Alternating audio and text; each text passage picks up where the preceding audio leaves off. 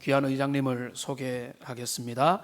우리 기아대책의 홍보대사로 계시면서 100억 이상의 기부와 헌금과 헌신으로 섬겼고, 본인의 제가 알려진 재산으로는 1000억대 이상의 자산가로 하나님께서 귀하게 세우셨는데, 제가 이 책을 읽으면서 우리 의장님의 중심을 많이 보게 되었습니다. 여러분들도 집회를 통해서 성공이 놀랍구나, 놀라운 성공한 CEO가 됐구나, 이런 데 주목을 하는 것도 있지만, 그보다 그 마음의 중심을 어디에 두기를 원했는가, 하나님과 동행하기를 원했던 그런 삶을 살아왔고 지금도 살아가고 있는 귀한 우리 현승원 의장님이 오늘 이 자리에서 하나님 주시는 은혜를 증거하고 나누는 시간을 가지도록 하겠습니다. 먼 길을 오셨는데 우리 박수로 뜨겁게 환영하도록 하겠습니다.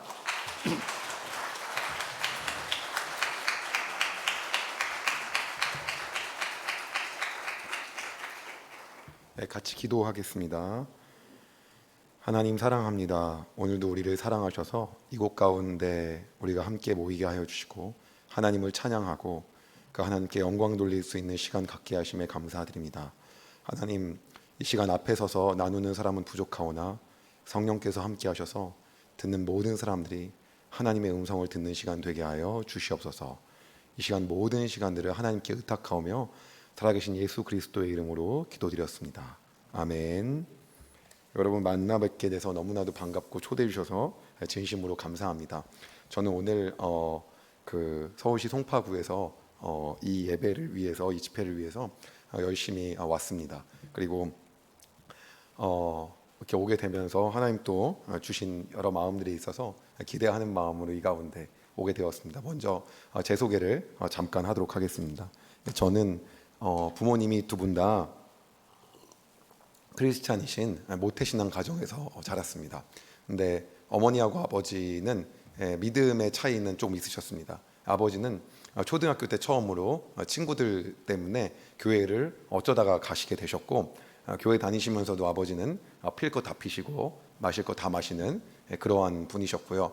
그리고 어머니는 3대째 크리스찬 가정에서 중심적으로 믿음을 잡고 사셨습니다. 그러니까 어머니하고 아버지가 사실 만날 수 없는 사이임에도 불구하고 만나실 수 있었던 이유는 아버지가 잘생기셨습니다.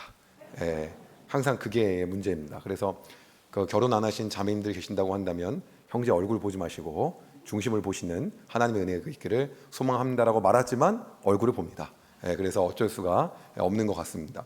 그래서 두 분이 만나셨는데, 아버지는 어떤 분이셨냐면 뭐를 하든지 다 열심히 하시는 분이에요. 그래서 담배도 한 갑만 피시는 게 아니라 두 갑씩 피시고, 술도 그러시고, 뭐든지 최선을, 뭘 하든지 사업도 열심히 하시고 열심히 있는 그런 분이시고, 어머니는 새벽 기도하시고 기도하시면서 아버지한테 가장 많이 했던 말 중에 한마디가 그렇게 믿으면 천국 못 간다 라는 얘기를 어머니께서 가장 많이 하시는 그런 분이셨습니다.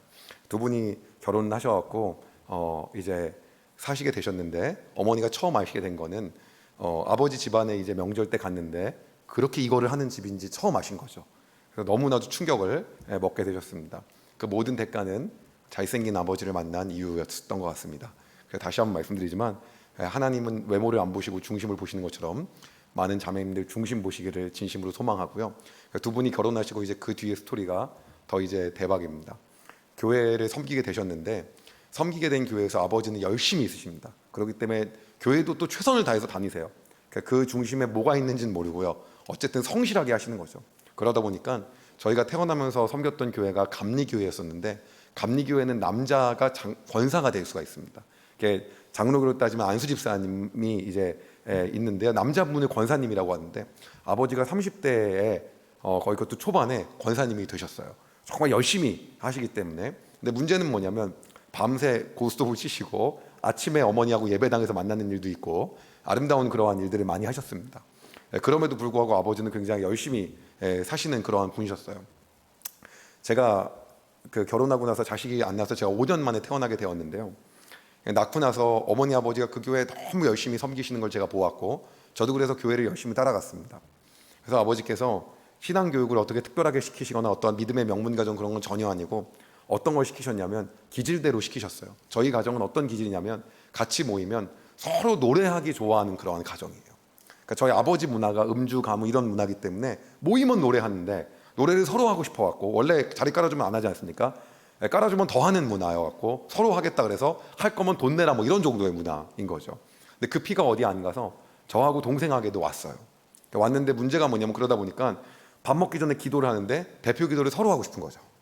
그래서 아버지께서 돌아가면서 이렇게 대표 기도를 시키셨어요. 그래서 어렸을 때부터 식탁에서 우리가 조용히 속으로 기도하면서 밥 먹지 않고 4명이 모이면 1명이 꼭 대표 기도를 하고 밥을 먹는 그러한 저희 집의 문화가 있었습니다.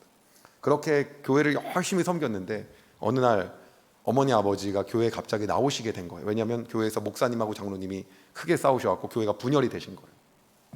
저는 자세한 스토리가 너무 어려갖고 기억이 안 나고 잘 모르지만은 어쩌다가 어머니 아버지가 야당 편에 서신 거예요. 여기서 야당이라는 건 교회를 나오게 된 파를 얘기하는 거예요.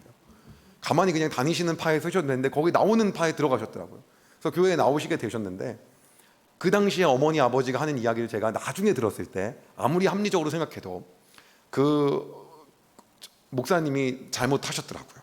그런데 어쨌든 간에 뭐 불의를 좀 참으시면 될 걸 못 참고 나오셨어요.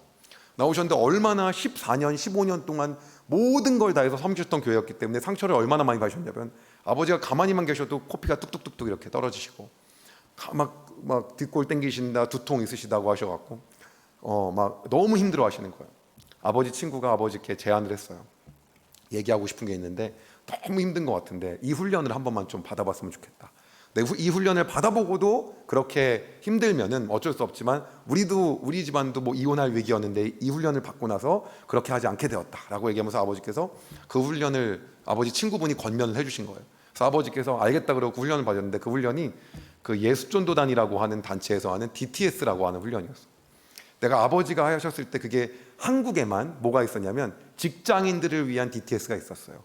비즈니스맨 DTS라고 해서 BDTS라고 하는 게 있었는데 훈련 과정이 어떻게 되냐면 금요일에 직장을 끝나고 나면 저녁에 밤 늦게까지 훈련을 받습니다. 예배 드리고 찬양하고 예배하고 뭐 삶 나누고 이런 것들을 하는 거고 토요일 날은 오전부터 밤 늦게까지 하는 그런 시간을 가져요. 그렇기 때문에 이틀 동안 하는 거예요. 그러니까 아버지께서 그 훈련을 받으시더니 어느 날 저희 형제에게 찾아오셨어요. 저희가 연년생이거든요. 남동생이 있어요. 저하고 1살 차이인데. 그래가지고 뭐라고 얘기하시냐면 갑자기 저희에게 오시더니 그동안에 체벌했던 거, 막 때렸던 거, 그랬던 것들에 대해서 용서를 구한다고 하시는 거예요. 저희 시대 때 아버지가 그런 경우가 많지 않으셨거든요. 그러니까 갑자기 용서를 구하시겠다고 하셔갖고 제가 이게 무슨 얘기인가 했는데 그렇게 때렸던 거 그거에 대해서 좀 하나님의 방법이 아니었던 거에 대해서 했던 거에 대해서 용서를 구한다 그래서 저희가 같이 이렇게 안고 울고 기도하고 그랬던 시간이 있어요. 그래서 제가 느꼈죠. 이 단체가 되게 좋은 단체인 것 같다. 굉장히 괜찮은 것 같다. 그 뒤로 저희 집에서 거의 체벌이 사라졌어요. 어떻게 사라졌냐면 잘못을 하면 방에 들어가서 30분 동안 뭘 잘못했는지 생각해보고 나오라고 했어요. 나왔는데도 불구하고 화가 안 풀리면 잘못한 거 없다 그럽니다. 그럼 다시 들어가서 30분 동안 또 생각하고 나오라 그래요. 그렇게 한 5번쯤 대겨야 맞았어요. 그러니까 거의 맞을 일이 없이 이렇게 잘못했습니다 그러면 용서합니다 그리고 기도해주고 끝나는 그러한 분위기가 된 거예요. 아버지께서 그 훈련을 받으시더니 얼마나 은혜를 받으셨는지 그 목사님, 그 교회에서 분쟁이 있어 나왔었고 거기 계셨던 그 목사님한테 그래도 그 과정에서 아버지가 잘못한 게 있다고 그걸 용서하러 가겠다는 거예요. 아니 이미 다 끝난 일이고 더 이상 볼 일도 없으신 것 같은데 왜 굳이 그러나 이해가 안 갔는데 거길 가시는 거예요. 가셔서 아무리 보기에도 아버지가 잘못한 게 크게 없는 것 같은데 용서를 구하고 오시더라고요. 그래서 제가 그걸 보고 너무 깜짝 놀랐어요. 그리고 아버지께서 모든 게 이제 회복이 되고 그러시고 그 다음 연도에 그 단체에 스텝으로 거기서 이제 스텝을 간사님이라고 하는데 간사님으로 섬기겠다고 하시더라고요. 그래서 그 다음 연도에 간사님으로 아버지께서 섬긴다고 하시더라고요. 그리고 어머니도 그 다음 연도에 그 단체 훈련을 받기 시작하셨어요. 제가 오늘 그 단체 홍보대사로 온 건 아니고 기아대책 희망대사입니다. 그런데 거기 단체 그 아버지께서 그 간사로 위탁하면서 그 전도여행을 가시겠다고 그러시는 거예요. 그래서 그때만 해도 저희가 비전 트립, 단기 선교 이런 것들에 대해서 개념이 되게 생소했을 때였어요. 왜냐면 94년도, 5년도였기 때문에 일반 교회에서 그런 걸 그렇게 많이 할 때가 아니었습니다. 그랬었는데 거길 가시겠다 그래서 아버지한테 그럼 어떤 나라를 가시는 겁니까? 라고 여쭤보니까 인도를 가신다고 하더라고요. 인도는 지금도 위험한데 그래서 인도하면 그래도 수도가 뉴델리 뭐 이런 데니까 그런 데면 괜찮을 것 같은데 어디냐고 했더니 상전 들어보지 못한 데 가시는 거예요. 그래갖고 괜찮으시겠냐 했는데 가시긴다고 하시더라고요. 그리고 그때 선교 편지를 만들어서 이게 주셨어요. 원래 우리가 전도여행 가면 이렇게 많이 비전 트립 한다고 해갖고 이렇게 단기 선교 카드 같은 거 많이 주지 않습니까? 거기 계좌번호 써놓고 기도 제목 써놓고 하잖아요. 그러니까 아버지는 거기다 계좌번호만 뺐더라고요. 다 쓰시고 나서 근데 그 당시만 해도 일러스트하고 포토샵 할 수 있는 능력이 없으셔갖고 A4 용지를 만드셨어요. 그리고 그 A4 용지 위에다가 직접 사진을 붙이신 거예요. 반 접어가지고 이렇게. 그러니까 많이 못 만들죠. 진짜 사진을 붙이니까. 그래서 저한테 주시고 가셨어요. 자기 팀 멤버들이고 기도해달라고. 그래서 기도했어요. 기도하고 나서 아버지가 단기 전도여행, 단기 선교 갔다가 오셨는데 저희 가정한테 이러는 거예요. 아버지가 이번에 가서 선교사님을 보고 왔는데 너무 특별한 분이시다. 한국에서 누릴 것들, 할 수 있는 것들이 너무 많은 분인데 그 나라와 민족을 위해서 하나님 말씀하셔서 특별하게 들어오는 재정도 없이 섬기는 분이다라고 해서 우리 집안에서 그 선교사님을 후원하게 된 거예요. 근데 저희 아버지의 특징이 뭐가 있냐면 뭐 한 번 하면 열심히 하는 스타일이고 포기하지 않는 스타일이고 끝까지 하는 스타일이잖아요. 이 선교를 끝까지 하시는 거예요. 헌금을. 그래서 그러니까는 사람의 그 기질에 맞게끔 하나님이 인도하신다는 걸 제가 알게 되었어요. 그게 우리가 보기엔 불같은 사람이 있고 어떤 사람이 집요한 사람인데 집요한 사람은 집요한 대로 하나님 또 인도하시고 불같은 사람은 불같게 하나님이 또 인도하시더라고요. 그러니까 아버지는 무언가에 대해서 끝까지 꾸준히 하시는 분이었고 굉장히 열정적인 분이었기 때문에 그걸 하나님 또 그렇게 인도를 하시더라고요. 그래서 큰 돈을 한 게 아니었어요. 얼마 할 거냐고 여쭤보니까 한 달에 5만 원 한다고 하시더라고요. 근데 그 당시만 해도 95년도였는데 5만 원이 지금보단 그래도 가치가 한 5배는 되는 가치였거든요. 적은 돈의 가치가 아니었어요. 그래갖고 왜냐하면 최저시급이 뭐 3천 원 뭐 이럴 때였기 때문에 그 돈이 적은 돈이 아니었거든요. 그런데 이제 그거를 아버지께서 한다고 얘기를 하고 나서 그런가 보다 했어요. 근데 그 다음 연도가 됐는데 아버지께서 단기 선교를 또 가시는 거예요. 어머니하고. 그러니까 이번에는 어디 가시냐라고 했더니 케냐를 가신대요. 우리가 케냐 하면은 생각나는 데가 나이로비 정도 알면 많이 하는 거거든요. 수도를. 나이로비도 몰라요. 근데 아무리 못 사는 나라도 수도를 가면 그나마 괜찮은 호텔이 있는데 수도가 아닌 데를 가게 되면 못 사는 나라가 사실상 있을 만한 데가 쉽지가 않는 거고 한국인들이 안 가는 이유가 못 갈 만한 데이기 때문에 안 가는 거거든요. 케냐 어딜 가실 겁니까? 여쭤보니까 이시올로를 간대요. 들어보지 못한 데고 한국인들도 없죠, 당연히요. 거기를 갖다 가시고 왔더니 아버지랑 어머니께서 너무 감동을 크게 받으시고 여기 이 나라를 위해서 진짜로 후원하고 진짜로 여기 선교하는 선교사님 봤다. 싱글로 여기에 오셨는데 여자분이신데 모든 걸 한국에서 다 버리시고 완전 그 나라와 민족을 위해서 하시는 분인데 너무 감명을 받아갖고 이분을 꼭 후원을 해야 된다는 거예요. 원래 5만 원인데 5만 원이 더 늘었어요. 10만 원이 된 거죠. 그러면 이 정도 두 가정 정도를 꾸준히 해도 사실은 일반 평신도보다는 잘한 거거든요. 저희 집은 목회자가 하나도 없는 가정이에요. 평신도 가정이기 때문에. 그런데 그냥 이렇게 두 가정을 섬기게 된 거예요. 근데 놀라운 일은 그 뒤로부터 어머니 아버지가 선교지를 매년마다 2군데 3군데씩 가시는 거예요. 가시면은 또 그 땅에 긍휼한 마음을 모시고 그냥 못 오시는 거예요. 이분 후원해야 된다, 저분 후원해야 된다. 어느 날 후원 선교사님을 봤더니 10분이 넘는 거예요. 저희 집안은 그렇게 찐 크리스찬으로 막 이렇게 막 믿음이 좋은 그런 명문 가정이 아니었기 때문에 가정 예배를 한 달에 한 번 드렸어요. 믿음 좋은 분들은 막 일주일에 한 번씩 드리시더라고요.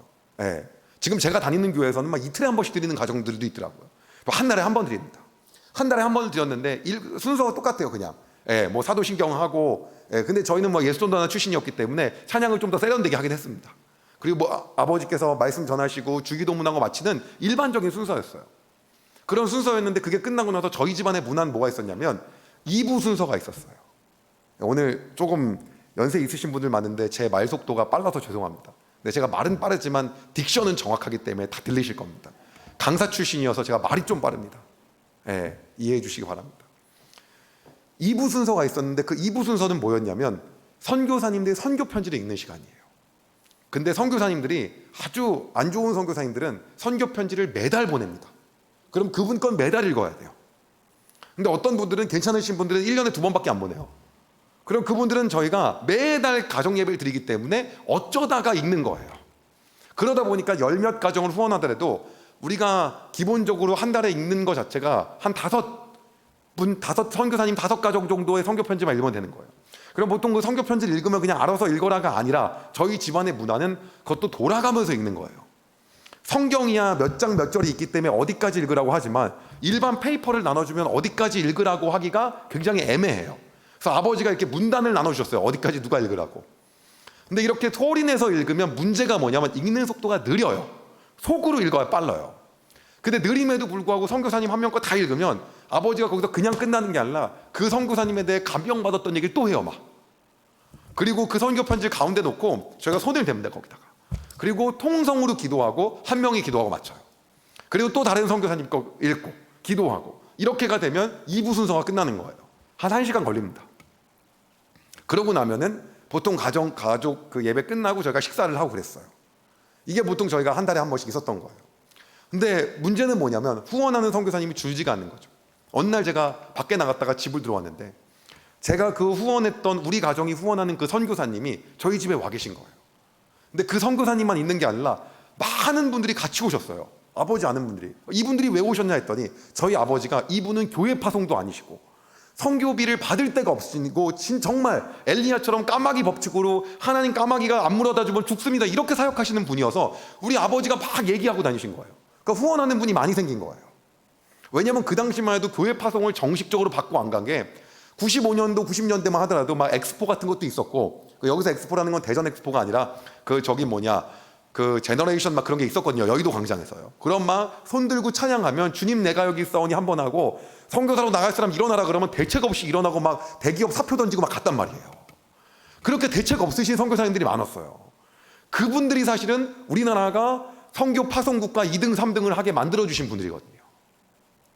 그러니까 그분들을 만나고 오니까 대책이 없으니까 후원을 해야 돼서 아버지가 마음에 뜨거워서 여기저기에 저분 후원해야 된다고 이야기를 하고 다니신 거예요.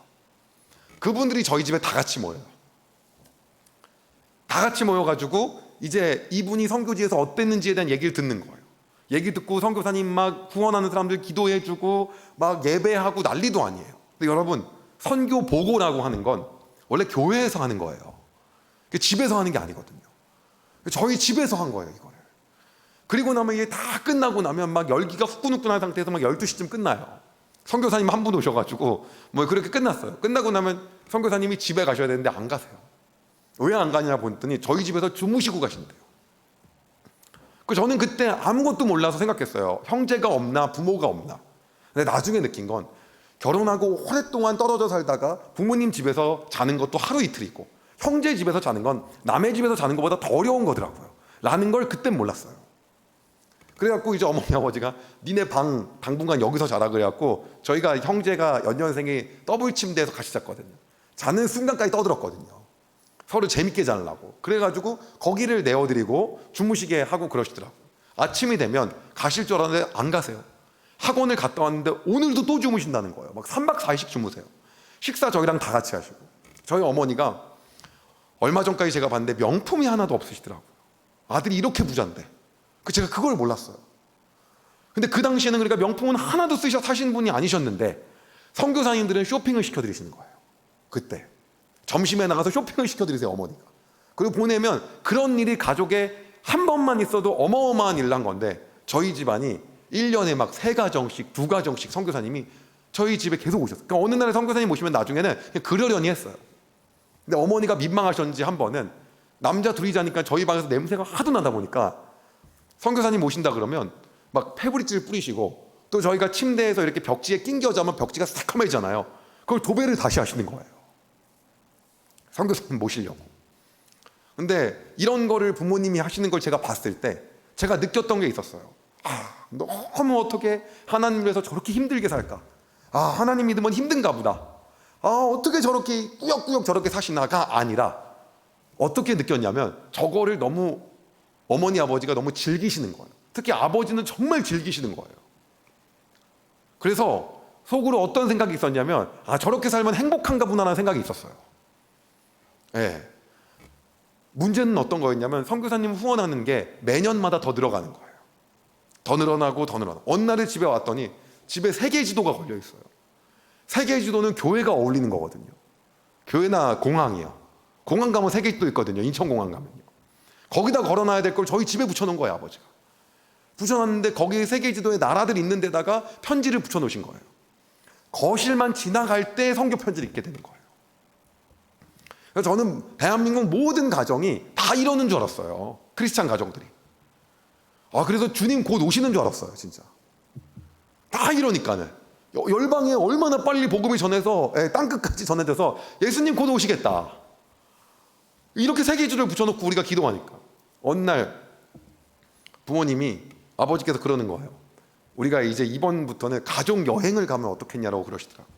그래서 제가 가족 여행은 뭡니까 그랬더니 가족끼리 여행을 가는 거라는 거예요. 좋지요 그랬어요. 그런데 많은 분들이 저한테 물어보세요. 중학교 고등학교 시절에 친구들끼리 놀러 가는 것도 아니고 가족들끼리 여행을 간다 그러면 부모님 말씀 듣는 사람이 거의 없는데 어떻게 간다고 한 거냐. 근데 그 이유가 있었어요. 왜냐하면 아버지가 너무 재밌어요. 기본적으로 아버지가 대화가 저희 수준에 맞게끔 대화를 해주시는 거예요. 그 당시 분이신데도. 어떻게 대화를 해주시냐면 예를 들면은 어느 날 저는 이제 막 바구니 들고 다니시는 분들 지하철에 보면 맨날 돈 넣는 그런 스타일이었거든요. 저희 교회 누나가 저한테 엄청난 얘기를 하는 거예요. 너 이거 넣는다고 그 사람이 가져가는 것도 아니다. 이거 앵벌이다. 가져가는 사람 따로 있다. 실제 저 사람한테 전달되는 것도 아니다. 그거 괜히 넣는 거다. 그런 얘기를 태어나서 처음 들은 거예요. 산타클로스가 없다고 들었을 때보다 더 충격이었어요. 너무 충격이어서 집에 가서 아버지한테 그 얘기를 드렸어요. 그랬더니 아버지께서 네가 알아서 해라, 신경 쓰지 마라, 이렇게 얘기하시는 게 아니라 오늘 네가 돈을 넣는 모습까지 하나님 보셨다. 그리고 그 뒤의 일에 대해서는 하나님이 그 사람들에게 알아서 하나님의 방법대로 하실 거다. 항상 그런 식으로 이야기를 하시는 분이에요. 그러니까 아버지는 모든 거에서 궁금하면은 마지막에 아버지한테 찾아가면 제 수준에 맞게끔 명쾌하게 모든 걸 얘기하시는 분이에요. 저는 오랫동안 수능 강사를 했기 때문에 고등학교 3학년 때 6월과 9월에 시험을 보는 수능 모의평가가 얼마나 중요한지를 알지만은 제가 고등학교 3학년 때 그게 그렇게 중요하다고 생각을 못했거든요. 6월 달에 시험을 봤는데 수능 모의평가를 봤는데 점수가 너무 안 나온 거예요. 수능을 봐봤자 뻔할 것 같은 거예요. 그래서 아버지한테 그랬어요. 재수할 겁니다. 지금부터 이번 수능 안 보고 재수할 거니까 그런 줄 아세요. 아버지께서 그래도 마지막까지 열심히 공부하고 수능 봐야지 이런 얘기를 하지 않고 저한테 아메리카노 마시러 가자는 거예요. 그래서 근처에 카페를 갔어요. 근데 아들하고 자식이 앉아있는 테이블이 저희밖에 없더라고요. 아버지가 뭐라고 하냐면 그래도 수능을 봤으면 좋겠다. 안 봅니다. 근데 저한테 그래요. 네가 그날 수능 시험 당일날 대박 나서 잘 찍어서 연고대를 갈 수도 있지 않냐. 그리고 제가 잘 찍어서 가능성이 있긴 있잖아요. 한 10,000분의 1은 되게. 그러니까 보긴 봤으면 좋겠다. 그럼 볼게요 그랬어요. 그랬더니 그 다음에 뭐라고 하시냐면 열심히 공부를 하면 4개 중에서 하나 헷갈릴 걸 2개 중에서 찍는 걸로 줄어들지 않겠냐. 그러니까 찍을 확률을 높이기 위해서 마지막까지 공부하는 게 어떻겠냐. 또 일리가 있는 것 같아요. 당했죠. 마지막까지 공부했어요. 그래갖고 항상 대화를 이렇게 하시는 분이 아버지셨어요. 그러니까 아버지가 무언가를 하자 그럴 때 안 할 수가 없는 거예요. 너무 재밌으니까. 그래서 가족여행을 갔어요. 갔는데 저는 그때는 몰랐었는데 나중에 알고 보니까 아버지가 가족여행을 위한 준비를 한 달씩 하셨더라고요. 거기 맛집이 뭔지 저희가 한국사를 좋아해서 유적지가 어디가 좋은지 다 조사를 하신 거예요. 그럼 유적지 같은 데 가면 알아서 돌아서 얘기할라 아버지께서 설명을 해주시는데 한 달 동안 공부를 하셨으니까 거의 설명 수준이 설민석 선생님이에요. 한국사를 사랑하신 여러분 안녕하십니까? 거의 이 수준이에요. 그리고 설명을 너무 재밌잖아요. 그래서 막 그런 데 갔다가 맛있는 거 먹고 한 저녁 6시쯤에 펜션이나 콘도에 들어와요. 들어오면은 저녁 식사를 하기도 하고 아니면 먹고 들어오기도 하잖아요. 그럼 보통 가족들끼리 이제 개인 플레이 하거든요. 알아서 본인 핸드폰 보고 그래야 되는데 이제 아버지 다 모이라 그래요.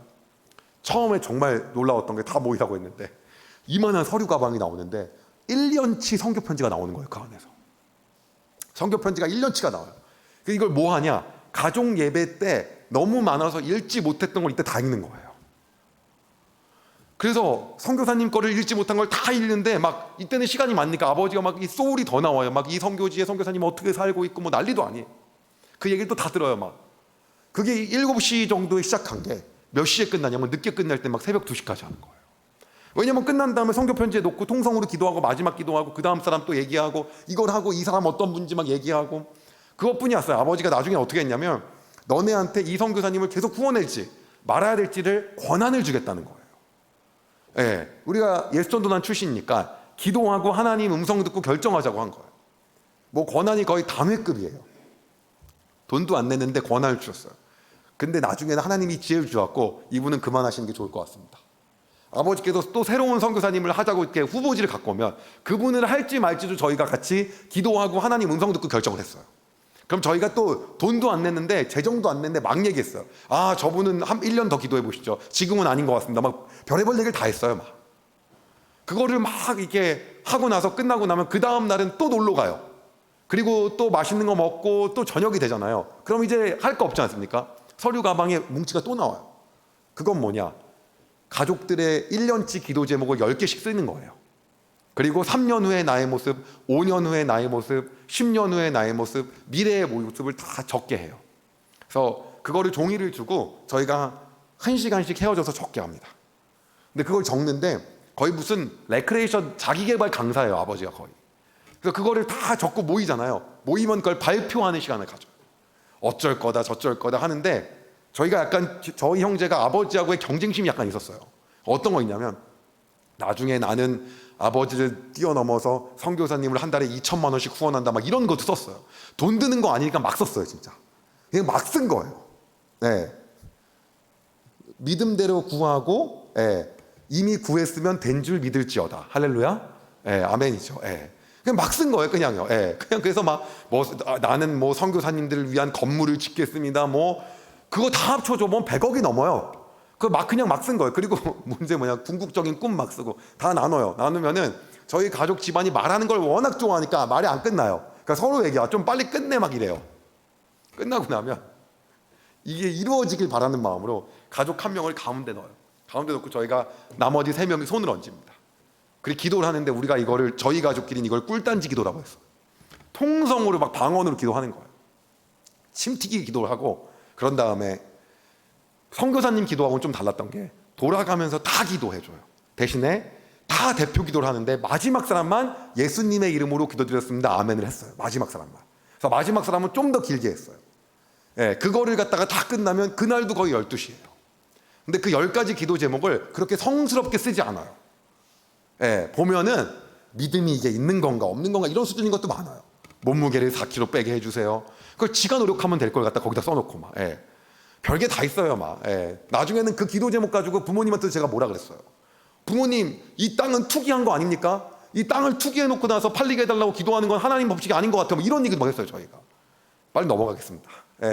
그래서 막 난리도 아니었죠. 그러고 나서 저희가 그게 끝났는데 이거를 정말 여러분 감사한 게 뭐냐면 저희가 작년 올해까지도 이 가족들이 모여서 이 시간을 가졌어요. 20년을 넘게 지금도 해오고 있습니다. 이 아름다운 것들을 하는데 문제가 저희 가정에 생겼어요. 어떤 문제가 생겼냐면 한 가지가 있었는데 고등학교 제가 3학년쯤 됐는데 아버지 사업이 이제 드디어 좀 안 되기 시작하셨어요. 옛날만큼 쫙 잘 되지가 않으시는 거예요. 아버지가 중고차를 파셨거든요. 선교사님 오시면 중고차 이전해드리고 무료로 타게 해드리고 막 이런 것도 해드렸거든요. 차 드디어 안 되기 시작해요. 대기업도 들어오고 여러 가지로 이제 안 되기 시작하는 거. 어머니가 얘기하시는 거예요. 언제까지 선교사님 후원을 이렇게 늘려갈 수는 없지 않냐. 그때 저희가 후원하는 선교사님 가정이 약 30가정 정도 됐거든요. 언제까지 계속 늘릴 수만 없지 않냐. 이제는 우리가 평생 후원할 수 있는 분들, 아닐 분들을 좀 가려서 최적화를 시켜서 안 할 분들은 안 하고 올릴 사람은 올려서 딱 만들어 놓고 그걸로 가는 게 맞지 않겠냐. 가족끼리 이제 하나님 음성을 듣고 결정하기로 했어요. 기도하는데 제 마음 가운데는 하나님이 아니라는 마음을 주시더라고요. 그래서 얘기했어요. 이거 아닌 것 같다. 제 동생도 얘기하더라고요. 아닌 것 같다. 어머니가 얘기하시는 거예요. 아니 니들이 돈을 내는 것도 아니고 그게 맞는 얘기거든요. 그래서 우리가 1년 후에 그러면 또 가족여행이 있으니까 그때 하자. 나중엔 저희가 이게 거의 교회 수련회급이어서 이름을 가족여행에서 가족 수련회로 바꿨어요.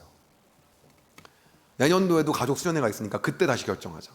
그리고 줄일지 말지를 갖다가 넘기게 되었어요.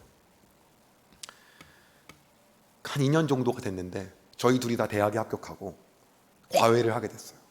저희 둘 다 한 달에 60만 원씩 벌었는데 한 달에 60만 원씩 벌면 여러분 먼저 아이폰부터 살 거잖아요. 이거부터 바꾸고. 근데 저희 마음 가운데 어떤 마음이 딱 들었냐면 아버지 선교사님 후원하는 걸 도와드려야겠다. 그 마음이 딱 드는 거예요. 이거를 도와드려서 빨리 아버지 길을 살려드려야겠다. 어머니의 구속에서 아버지를 압제해서 해방시켜드려야겠다. 아버지가 신나게 더 가실 수 있게. 그래서 동생이랑 저랑 아버지한테 갔어요. 저희가 이거를 과외비를 가지고 15만 원씩을 떼서 3분의 선교사님씩 저희가 하고 싶다. 조건이 있다. 대신에 그 선교사님들한테 아버지가 했다라고 얘기하면 안 된다. 제가 한 거라고 정확하게 얘기해달라. 그래 하나님도 들으신다. 여러분 죄송합니다. 그래서 제가 한 거라고 해야지. 그 선교사님이 왔는데 아버지가 한 거라고 얘기하는 순간 우리는 안 하겠다. 그래서 아버지가 선교지에 전화해서 정확하게 얘기했어요. 이건 하는 게 아니라 승원이가 하는 거고 이렇게. 그래서 선교사님 후원을 하는 걸 저희가 도와드린 게 아니라 아버지가 후원하는 선교사님을 저희가 받아오게 된 거예요. 그래서 대한민국 최초의 선교사님 분양 사건이 일어났어요. 예, 이제 분양을 받아온 거예요. 그래서 이제 3분씩을 저희가 후원하게 된 거예요. 근데 너 놀라운 게 뭐냐면 저희가 과외가 계속 늘어요. 계속 늘을 때마다 계속 가서 더 후원한다고 한 거예요. 아버지가 신이 나셨어요. 선교지를 더 다니시더라고요.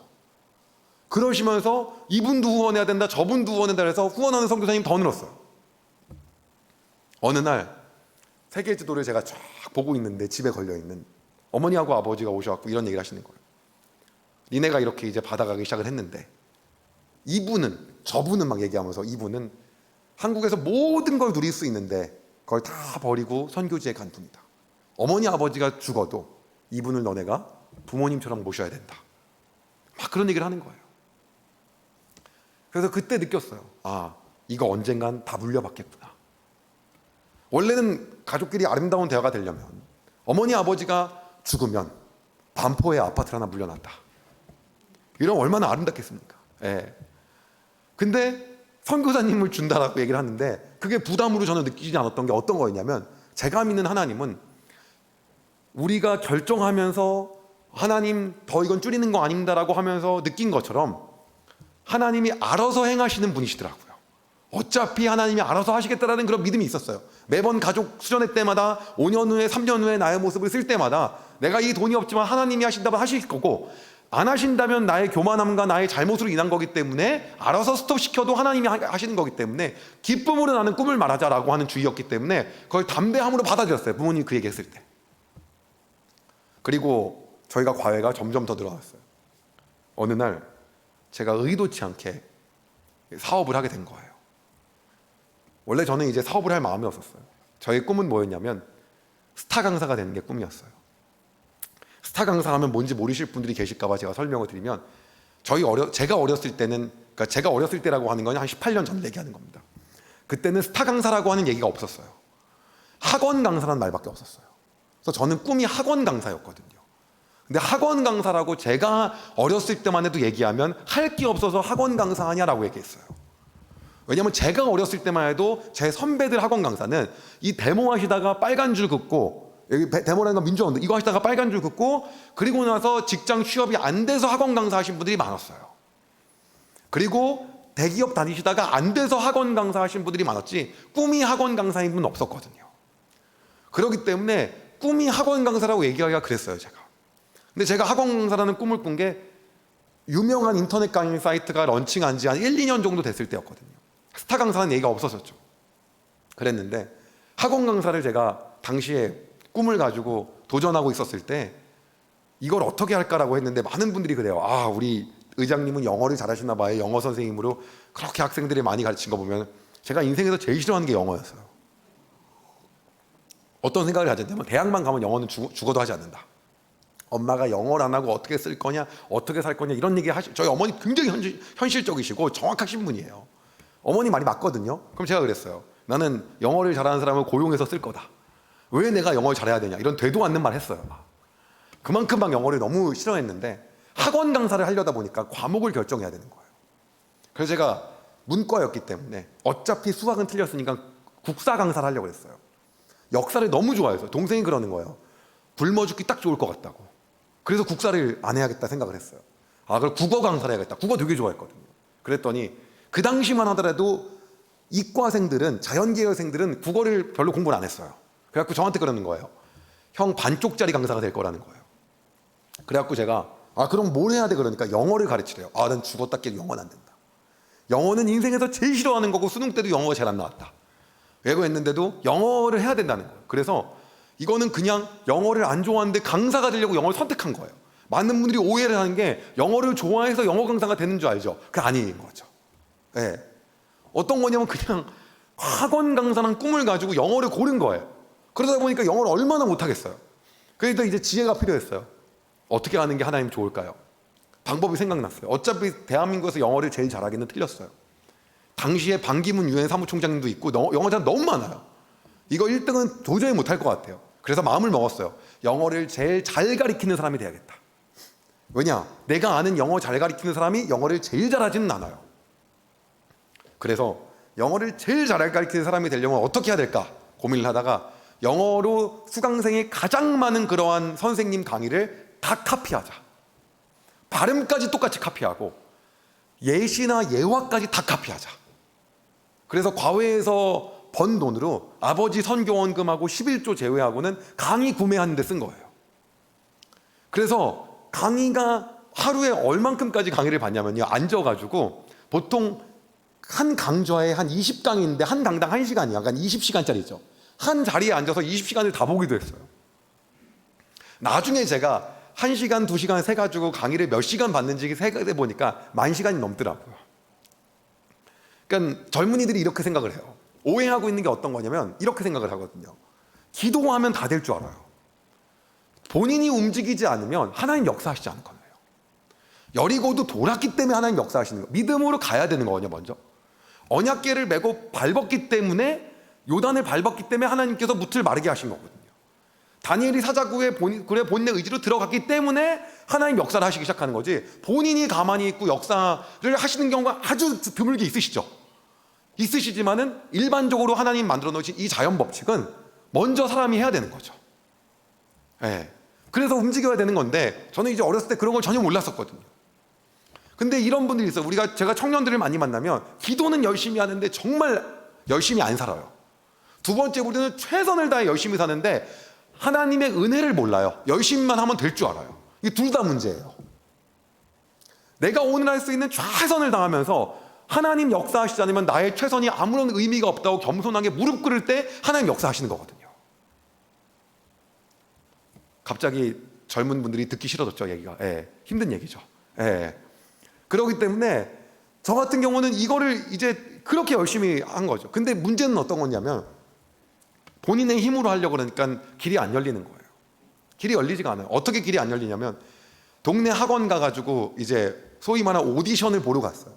저 강사 시켜주십시오. 갔더니 저보고 강의를 한번 해보래요. 그때가 이제 23살, 4살이었는데 강의를 얼마나 했냐 그래갖고 제가 과외도 그동안 많이 했고 스타 강사들 강의도 많이 받고 그래서 강의 잘한다 그랬거든요. 예, 그래서 저보고 강의를 해보라는 거예요. 그래서 이렇게 제가 교환을 딱 들고 원장님하고 영어 선생님 몇 분이 앉았어요. 앉아서 강의를 했어요. 근데 스타 강사의 강의의 특징이 뭐냐면 자신감이 엄청나요. 막 분필 던지고 막 난리도 아니에요. 저때 스타 강사들의 특징이. 그래서 그런 걸 다 빼고 겸손하게 했어야 되는데, 예를 들어 갖고 여기 그 부목사님으로 이렇게 오신 분이 담임 목사님이 설교 한번 해보시죠 그랬는데 딱 서갖고 이제 분필 던졌다고 생각을 해보세요. 그런 느낌인 거예요. 안 섰는데 어떻게 얘기를 했냐면 본계 스타 강사들 강의밖에 없으니까 똑같이 멘트를 한 거예요. 지금까지 니네가 배운 영어 쓰레기다. 니네가 영어를 왜 못하게 된지 내가 정확하게 알려줄게. 원장님 눈을 똑바로 보고 그렇게 얘기했어요. 제가 그 설명하면서 분필 던지고 막 탁 했는데 강의가 끝났는데 제 안에 감동이 막 몰려오는 거예요. 너무 잘해가지고. 저는 1등 하는 선생님 강의랑 똑같이 했으니까. 그리고 딱 내려왔어요. 원장님 그러는 거예요. 결과를 알려주겠대요 저한테 문자로. 제가 네 문자로 알려주시나 보다 라고 하고 나서 이제 그날 밤도 과외하면서 폴더폰을 꽉 쥐고 있었어요. 핸드폰을. 지 문자가 오더라고요. 열어봤는데 거기 뭐라고 써있냐면 이렇게 써있는 거예요. 선생님은 우리 학원과 맞지 않으신 것 같습니다. 그래서 제가 너무 화가 나서 저는 1등 선생님하고 똑같이 했는데 너무 화가 나서 단문을 보냈어요. 원장님은 오늘 대한민국 최고의 강사를 이루셨습니다. 그땐 강사라고 나왔어요. 인재를 이루셨습니다 그랬어요. 그랬더니 저런 놈은 상대를 하면 안 된다고 생각하셨는지 그 다음에 답이 안 오더라고요. 그분이 현명하신 거죠. 여러 군데를 다녔는데 다 떨어진 거예요. 그럴 때는 지나갈 때 그 가요밖에 안 들려요. 유행가밖에. 휘성의 안 되나요 막 이런 거밖에 안 들려요. 어떻게 해야 되나. 근데 그날도 제 마음 안에 어떤 게 있었냐면 이런 마음이 있었어요. 어떤 마음이 있었냐면 저 원장님들이 문제가 있는 거지 내가 문제가 있는 게 아니다. 나는 오늘도 1등 선생님 강의를 똑같이 공부하고 그대로 카피하고 그대로 연습한다 라고 해서 그날도 밤에 강의 들었어요. 핵심이 있었는데 뭐였냐면 우리가 무언가를 이루어내기 위해서는 자존감이 되게 중요하더라고요. 저는 자존감이 되게 셌던 것 같아요. 자기 자신을 사랑하는 마음이. 그렇기 때문에 그래서 오늘 그 밤도 주눅들지 않고 그렇게 공부했던 것 같아요. 자존감이 왜 센가를 봤더니 그게 자존감이 하나님으로부터 나오는 거더라고요. 유태인들하고 만나면 느끼는 게 뭐냐면 자부심이 엄청 세요. 자존감. 왜? 하나님이 우리만 듣겠기 때문에. 아버지가 하나님이 전능자가 완전히 나의 아버지인 거예요. 저도 어렸을 때 하나님이 나의 아버지라는 걸 인격적으로 한 5살 때 제가 빡세게 만났거든요. 그 뒤로부터 자존감이 너무 높아갖고 어머니가 저를 키우는 걸 되게 힘들어 하셨어요. 시험을 막 못 보고 왔는데도 하나님은 이 시험 갖고 사람을 판단하지 않으니까 엄마 그러지 말라고 막 이랬거든요. 공부를 잘하면서 자존감이 높으면 멋있는데 안 그러니까 아주 집에서 어머니가 많이 싸웠어요. 엄마 믿음이 없는 것 같다 막 이런 얘기야. 자존감이 높았기 때문에 그때도 이게 무너지지가. 제가 쓴 책 중에 믿음 주는 부모 자존감 높은 아이라고 그런 책이 있는데, 예, 그리고 자존감이 높은데 얼마나 더 높았냐면 또 예수전도단 같은 훈련을 받으니까 거울을 보면서 매일 얘기하래요. 승원아, 너는 하나님의 존귀한 자녀야. 사단아, 나는 하나님의 존귀한 자녀다. 나는 오늘도 세상을 이런 얘기를 제가 거울을 보면서 매일 얘기했어요. 매일. 보통 안 하잖아요. 그 자존감이 더 올라가요. 예. 그러니까는 뭔가 웬만한 거 이렇게 당해도 그러지. 제가 직장에서 CEO로서 경영을 한번 느낀 게 뭐냐면 자존감이 높은 친구들은 욕을 먹어도 금방 일어나더라고요. 회복 탄력성이 엄청 강하더라고요. 근데 낮으면 계속 찌그러져 있더라고요. 예. 근데 우리가 하나님을 믿는 사람으로서는 하나님이 우리에게 부여하신 특권이 있거든요. 예. 그것을 누리고 살아가는 게 너무 중요한 것 같아요. 그래서 저는 그날도 공부를 또 했어요. 그랬더니 동생이 그랬어요. 제정신이 아닌 것 같아 형은 막 그러더라고요. 답이 없어서 어떻게 하기로 했냐면 이러다가 스타 강사는커녕 인터넷 강사는커녕 동네 학원에서도 강의를 못할 것 같아서 청탁을 좀 해야겠다 생각을 해서 중학교 고등학교 때 제가 과외했던 선생님이 원장님이 되셨다고 해서 거기 학원에 강의 좀 내가 하게 해달라고 빌면서 들어가야겠다 생각을 했어요. 그래서 그 학원 가갖고 강의를 시켜달라고 했더니 저한테 하는 말이 너 공부 못했잖아 대뜸 그것부터 하시더라고요. 제가 얘기했어요. 그때는 못했는데 시간과 공간을 초월하는 방에 들어갔다 나왔다. 예, 그때는 못했지만 지금은 내가 진짜 잘한다 라고 이제 이야기를 해가지고 얘기를 했는데 얼마 페이 받기 원하냐 해서 제가 주시는 대로 받겠다 그랬거든요. 그런 얘기 함부로 하는 거 아니더라고요. 정말 주시는 대로 주시더라고요. 예, 제가 그 시간을 과외에 쏟았으면 버는 돈이 예를 들어서 10이었다고 치면 한 달 끝났는데 한 3, 4가 들어오더라고요. 예, 돈 들어오는. 그러고 나서 이제 그런데도 불구하고 거기서 할 수밖에 없었던 이유가 뭐냐면 할 데가 없으니까 다 떨어지니까. 예. 근데 이제 거기서 난리가 난 거예요. 막 이제 제가 맨날 얘기했거든요. 넌 나 같은 강사가 있는 줄 아냐? 스타 강사 똑같이 한 거예요. 남들이 그래. 어떻게 그렇게 자신감 있게 강의를 할 수 있냐? 자신감이 있었어요. 왜? 내가 그대로 카피했던 선생님이 대한민국 1등인데 난 1등 강의를 똑같이 하는 건데 얘네 성적이 안 오르면 내 잘못이 아니라 저 1등 선생님 잘못이다. 똑같이 난 다 했으니까. 근데 하나님을 믿는 사람으로 살아가는 게 이렇게 살아가야 되는 것 같더라고요. 예. 나의 하나님은 완전하신 분이시기 때문에 내가 그가 한 대로 했었을 때 내가 잘못했다고 한다면 그건 내 잘못이 아니라 하나님 잘못하신 거니까 알아서 하십시오가 그렇게 믿음으로 나가는 게 우리 크리스찬이 필요한 것 같아요. 그날은 뭐 거의 스타 강사에 대한 믿음이 어마어마했기 때문에 강의를 내질렀어요. 학생들이 어마어마하게 모이더라고요. 문제는 원장님만 저를 인정하지 않아요. 예. 공부를 못했었던 애기 때문에. 저 당시만 하더라도 서울연고대 안 나오면 학원 강사가 안 됐거든요. 메이저급에서 강사가 안 됐어요. 예. 근데 저는 뭐 스카이 출신도 아니고 그러기 때문에 남들이 다 너는 거기까지 못 올라갈 거라고 얘기했거든요. 정확하게 한계가 있더라고요. 어느 날 제가 강의했는데 친구가 제 수업을 처음 듣고 나서 뭐라고 하냐면 선생님한테 꼭 드릴 말씀이 있대. 자기가 이 근처 학원가에서 학원을 정말 많이 다녔는데 선생님처럼 강의 잘하는 사람을 처음 봤다는 거예요. 근데 그 친구가 그 근처에 있는 학교에서 전교에서 1, 2등 한 친구였거든요. 중학교에서. 또 스타 강사들은 이런 얘기 들으면 고맙다 이런 얘기 안 해요. 어떻게 하냐면 똑같이 흉내냈어요. 쓸데없는 얘기 할 건 빨리 가서 공부해. 딱 이랬어요. 그게 태어나서 처음으로 누군가한테 인정을 받을 때였거든요. 아 그렇지 내가 이럴 줄 알아서 이 문 닫아놓고 좋아했어요. 근데 그 친구가 어느 날 저한테 그러더라고요. 자기가 안산에 동산고등학교라고 있는데 거기 합격을 했대요. 거기가 이제 동산고등학교라고 당시에 한 15년 전에 굉장히 공부 잘하는 크리스찬 고등학교였거든요. 경기도에서 거의 한 1, 2등 정도 하는 그런 고등학교였어요. 공부 잘하는 친구가 기독교 학교였는데 그 동산교회라는 안산 동산교회라는 데서 운영하는 학교였었는데 거기를 합격했다고 자기가 이제 더 이상 선생님한테 공부를 못할 것 같다는 거예요. 제가 아쉽게 됐다 그랬더니 과외를 해달라는 거예요. 그 제가 나 거기 너무 멀어서 못 간다. 왜냐면 제가 과외를 할 때 원칙이 뭐였냐면 한 번 갔을 때 숙제가 안 돼 있거나 단어를 외우지 않았거나 그러면 돈을 더 받지 않고 2시간 후에 다시 방문합니다. 그리고 만약에 또 안 돼 있죠, 다시 방문합니다. 제가 이렇게 해서 8번도 방문한 적이 있었거든요. 그래서 어머니한테 미리 얘기하고 봐요. 아이가 과민성 대장염이나 지루성 피부염에 걸릴 수가 있습니다. 성적은 올라갑니다. 돈을 더 받지는 않습니다. 그래서 저는 그냥 저랑 공부하면 둘 중에 하나예요. 성적이 올라가거나 과민성 대장염이나 지루성 피부염에 걸리거나 둘 중에 하나예요. 어머니가 좋아하는 과외 선생님, 학생들이 피하는 선생님이었거든요. 제가 네가 공부를 못하면 내가 다시 방문해야 되는데 너무 멀다. 미안하다 라고 했더니 어머니가 그러는 거예요. 그럼 학생들을 모아오겠다. 그럼 수강료를 좀 많이 모아오면 괜찮지 않냐. 3명을 모아오겠다. 학생이 동산고 가서 막 제 영어 이름이 존쌤이거든요. 요한이 존이잖아요. 존쌤인데 존쌤이라고 있는데 엄청 잘 가르친다. 동산고에서 막 얘기하는데 다 듣는 척도 안 하는 거예요. 왜? 무명이고 학력도 안 좋고 듣보잡이니까. 듣보잡이 무슨 뜻이냐? 듣도 보다 못한 잡놈이란 뜻이에요. 그래갖고 전부 다 뭐 척도 안 해갖고 어떻게 했냐면 못할 것 같다, 미안하다 그렇게 얘기를 했죠. 그 친구도 죄송하대요, 못 모아서. 그러더니 그 어머니가 저한테 다시 전화가 왔어요. 3명치 과외비를 다 줄 테니까 와달라고. 그 제가 그런 돈을 받아본 적이 없고 우리 어머니는 저한테 그런 돈을 주신 적도 없어서 상상도 할 수 없는 금액이어서 이 가정 형편이 못 사는데 무리하는 건지 확인해 보려고 집안을 방문 한번 해본다 그랬어요. 그랬더니 찜질방을 데리고 가더라고요. 왜 찜질방 데리고 가냐니까 이게 자기네 거래요. 한 층에 300평씩 3개층이에요. 그 정도면 게임 끝나고 돌아가면 되잖아요, 그냥요. 근데 부모님 만나고 여쭤봤어요. 이거 분양받은 거냐고 임대냐고. 원래 그거 안 해도 되는데 너무 순수해서 아무것도 몰라갖고 자기 거라고 하더라고요. 그럼 거기서 넘어가면 되는데 한 달에 매출이 얼마나 나오시냐고. 한 5천만 원 나온대.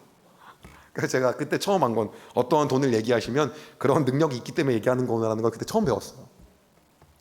저한테 안산까지 그래도 오시는데 해드리고 싶은 게 있는데 뭐가 해드리고 싶냐 그러면 그럼 제가 여기서 수강료를 더 주세요. 그런 말 해도 충분히 될 상황인데 얼마나 순수했냐면 여기 찜질방 하시니까 맥반석 계란 좀 부탁드린다고. 그랬더니 과외할 때마다 맥반석 계란이 한 판씩 있더라고요. 제가 너무 바빠갖고 밥 먹을 시간이 없어서 그것만 거의 15개씩 먹고 10개씩 먹고 왔어요. 거기 가면요. 맨날 그게 놓여져 있더라고요. 그랬더니 그 친구한테 얘기했어요. 야, 아무리 그래도 내가 돈을 너무 많이 받고 있는 것 같아. 언제라도 같이 과외할 친구가 있으면 데리고 와라. 근데 데리고 오면 사실 저만 손해거든요. 그래서 과외비를 갈라주잖아요. 갈라주면 한 명 그만뒀다고 다시 못 올려요. 그러니까 이대로 하는 게 좋은 건데 너무 어머니한테 죄송한 거예요. 그냥 순수함과 멍청함 사이였어요, 제가. 예. 그래서 데리고 와라 얘기를 했더니 선생님한테 너무 미안해서 애가 막 맨날 이 선생님 얘기하는데 아무도 안 들으니까 시험을 한번 동산고 자체 시험을 봤는데 잘 본 거예요. 확 성적이 올라간 거예요. 그러더니 선생님한테 공부할 학생이 있다는 거예요, 저한테. 그래, 그러냐고. 그러면은 같이 하면 되겠다 그랬더니 죄송한데 같이 하겠다는 건 아니고 선생님 강의를 한번 들어보겠대요. 그래서 싸가지가 없는 속으로 생각을 했어요. 그래서 들어본다 그래서 그날 마음을 먹었어요. 해석할 수 없는 지문을 준비하겠다. 영어 문장 중에 해석이 안 되는 정도로 어려운 걸 준비하겠다. 그래서 원래 공부하는 친구한테 미리 줘갖고 해석할 수 있게끔 만들어 놓고 이 친구와는 처음 주는 것처럼 이렇게 나눠줬어요, 그날. 제가 먼저 해석하고 저랑 원래부터 공부했던 친구가 자연스럽게 해석하고 그 다음 오늘 새롭게 온 친구한테 해석해봐 그랬어요. 버벅버벅 거리는 거예요. 제가 딱 그랬어요. 너는 너의 그 교만과 오만이 문제다. 너가 중학교 때 공부 잘하는 줄 알고 동산고 하는데 얼마나 이렇게 못하냐.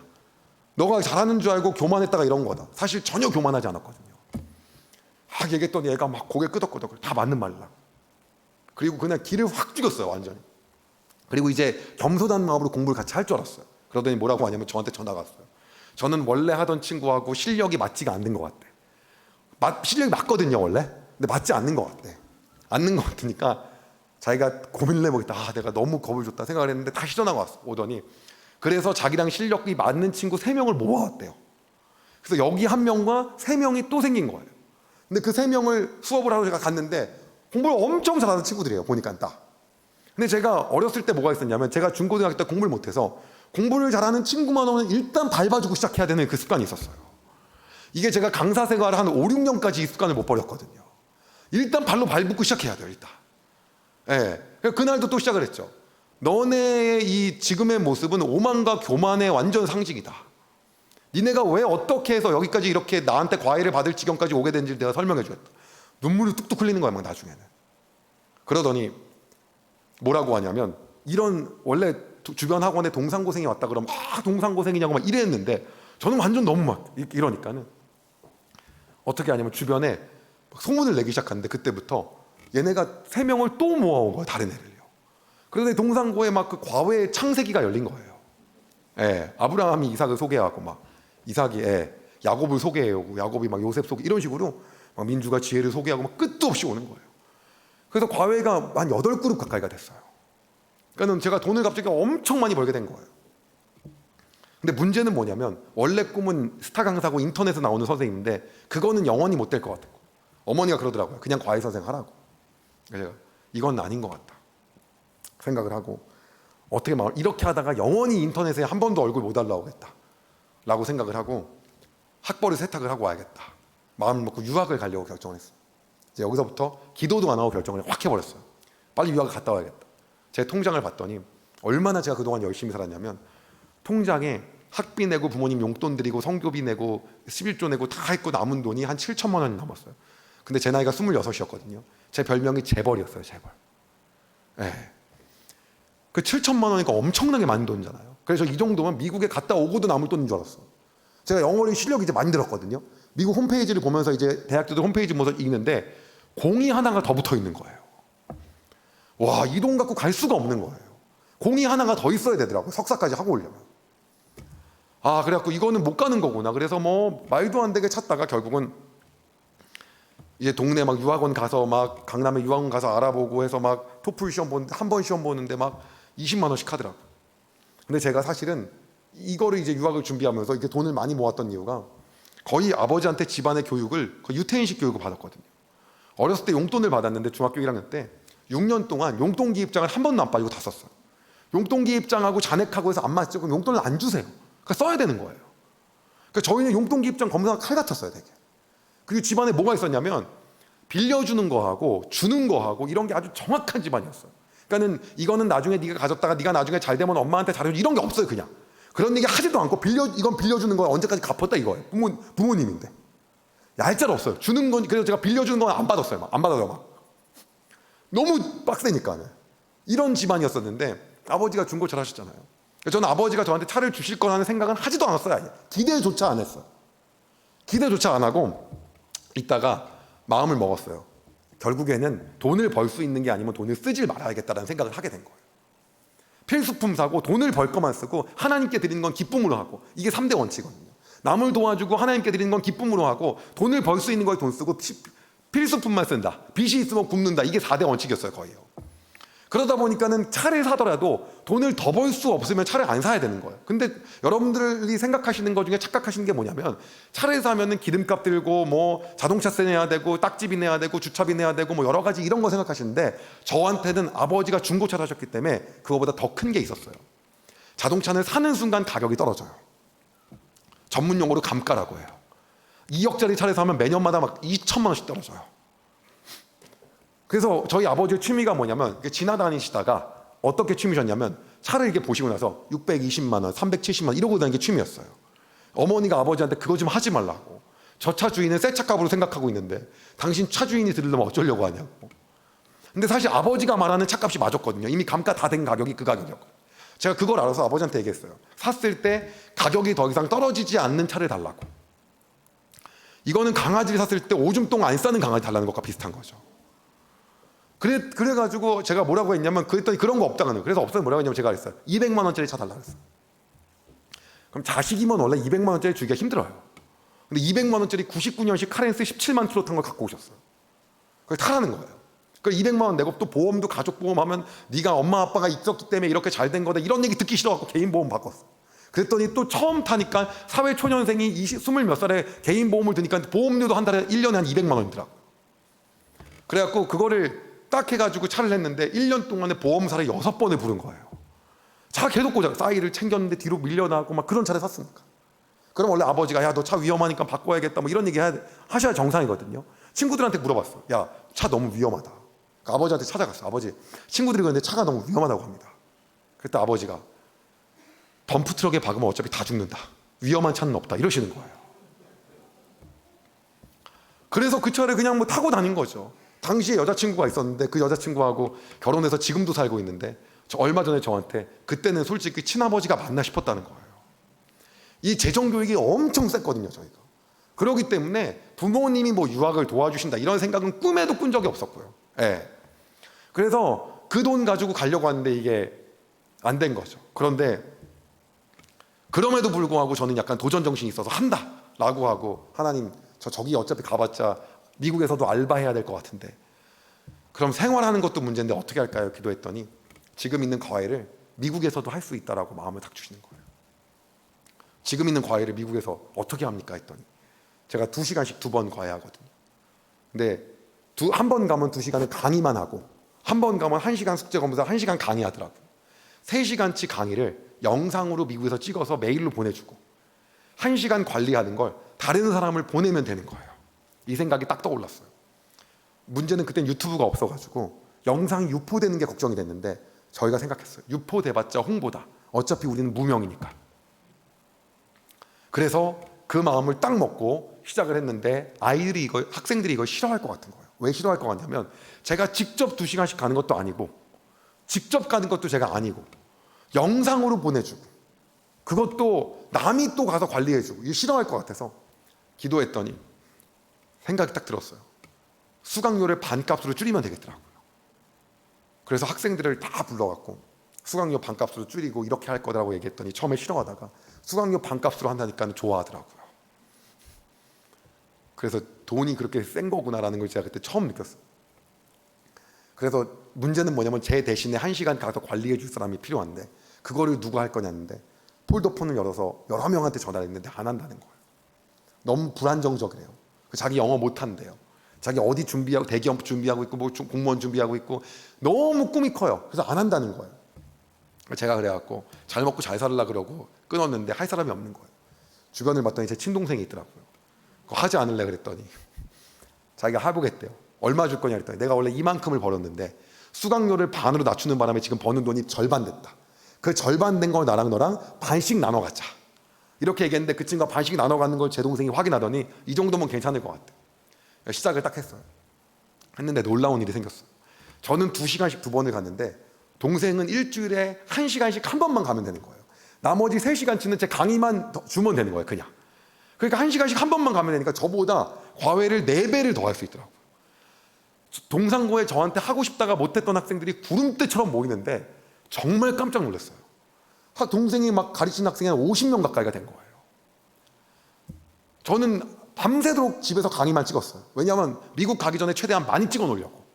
가서 찍을 거 그래서 일단 많이 찍어 놓으려고. 그래서 이제 그때 생각을 했어요. 엄마가 1명만 더 낳았으면 더 좋았다. 그럼 여기 했으니 1명 더. 예. 근데 이제 없자. 그래갖고 어떻게 할까? 그러다가 이제 제가 전략을 짰어요. 영어 못하는 애들한테만 전화해야겠다. 영어 잘하는 애들은 꿈이 너무 크다. 못하는 애한테 전화했더니 일단 만났어요. 그래도 뭐라고 하냐면 오빠 얘기를 쭉 다 들었는데 무슨 얘기인지는 하나도 이해가 안 가나. 오빠는 책임감과 성실함이 워낙 강한 사람이니까 믿고 한번 해보겠다. 근데 자기의 지금 상태가 있대. 어떤 상태냐 그랬더니 자기가 사회복지를 전공했는데 3년 동안 학자금 대출을 받았고 그리고 빚이 있어가지고 사실 이 전공한 걸로 꿈을 못 살리면 너무 돈 낭비인데 그럼에도 불구하고 오빠를 믿고 해보겠다. 내가 그랬어요. 마지막에 토익이 얼마나 나오냐 200 몇 점이 나온다 그래서 제가 만점이 990점이라고 다시 얘기했어요. 그래서 그게 맞다는 거예요. 그래서 제가 밤새도록 과외를 시켰더니 800점대가 나오더라고요. 저랑 그러니까 영어를 잘하시고 싶으면 저한테 연락을 주세요. 예, 대신 과민성 대장염이나 지루성 피부염에 걸리실 수 있습니다. 그래서 이제 그 친구가 성적이 쫙 올라갔어요. 예. 그리고 이제 학생들이 받기 시작하는데 여기에서 막 이제 학생들이 늘어났는데 동생이 어느 날 저한테 얘기하는 거예요. 유학 가지 말라고. 안 가면 200명 될 것 같다는 거예요. 내 꿈이 있다. 난 무조건 가야 된다. 싸웠어요. 동생이 현실적으로 얘기해요. 지금 가면 형 알토란 같이 있었던 돈 7천만 원 다 날라가고 오면 알그지 된다. 별의별 얘기를 다 해요. 그리고 형 지금 사귀는 누나랑 100% 헤어진다. 막 별의별 얘기 다 하는 거예요. 가지 말라고. 그리고 뭐 여러 얘기를 해서 제가 고민해보겠다 그랬어요. 근데 아무리 들어도 동생이 그러는 거예요. 스타 강사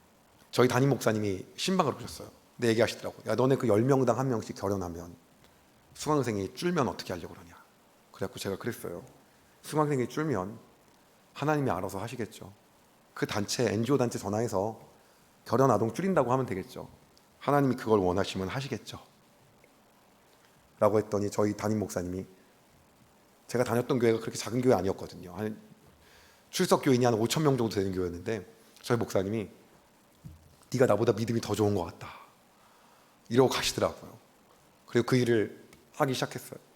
제 마음 가운데 어떤 마음이 들었냐면, 그 해에 처음으로 저희가 전국에 지금 현재 저희 학원 이름이 A닷이라고 하는 학원인데 한 96개 정도가 있어요. 근데 이 학원이 다 직영 학원이에요.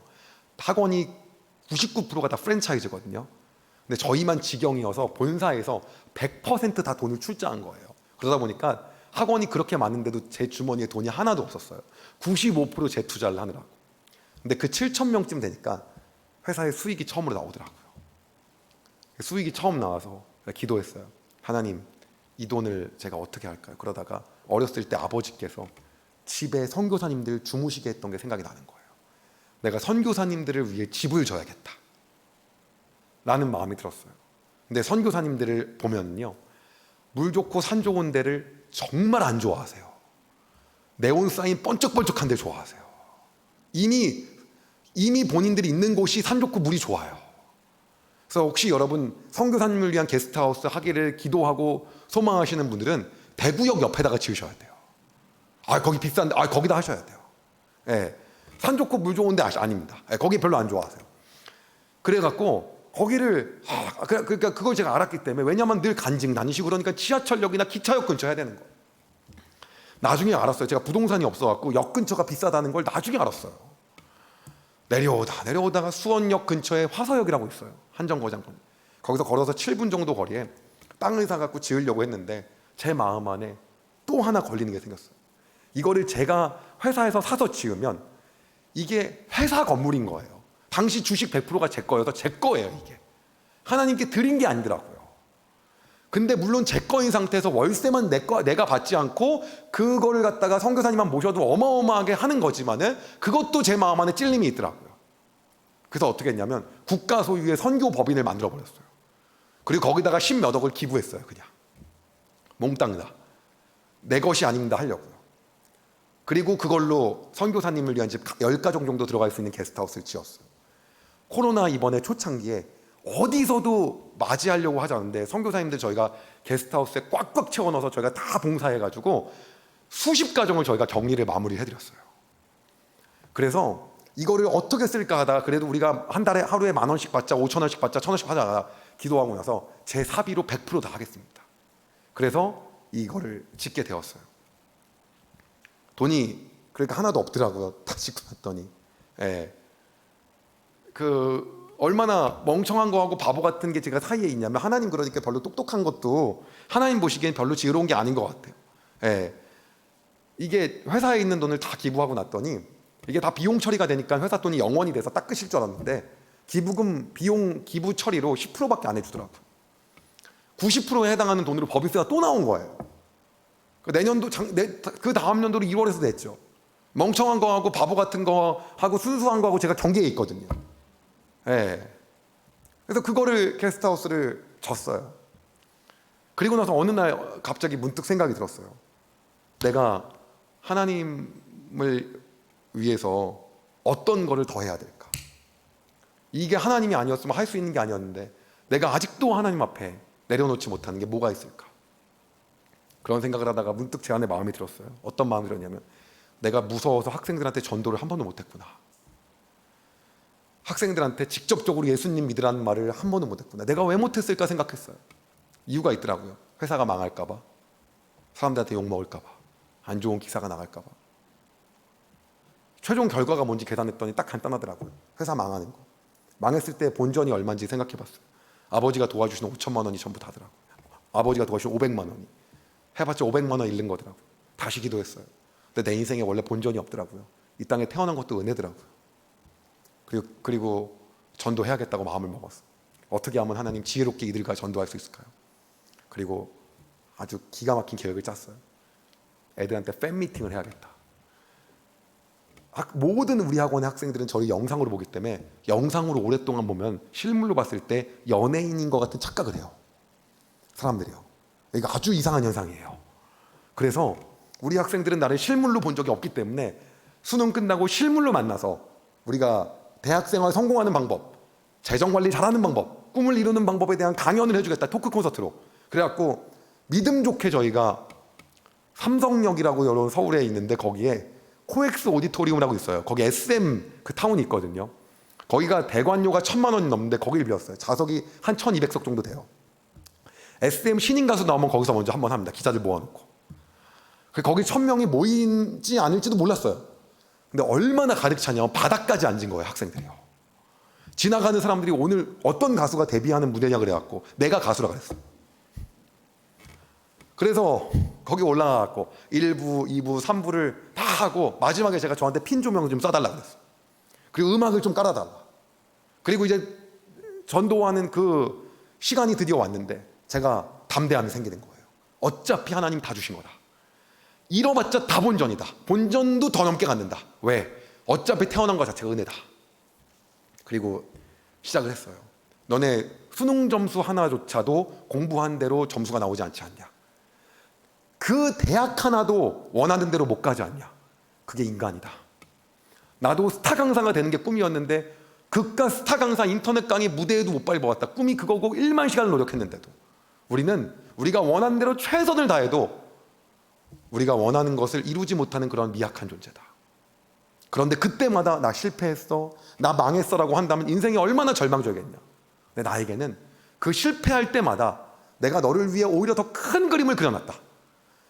너가 보기에는 실패지만은 네가 알지 못하는 그림으로 내가 그려놨으니까 나와 함께 하자라고 말씀하시는 분이 있었는데 오늘 너희들에게 그분을 같이 초대하고 소개해드리고 싶다. 그분이 예수님이다. 예수님 얘기하자마자 웅성웅성거리기 시작했어요. 존쌤 전도하는 거야? 네. 그리고 계속 얘기했어요. 그 예수님을 믿는 건 돈이 드는 게 아니다. 그 예수님을 믿는 거는 너네가 기독교에 대해서 안 좋은 이미지가 있어서 그렇지 그건 사람이 잘못된 거지 우리 예수님은 잘못된 게 하나도 없다.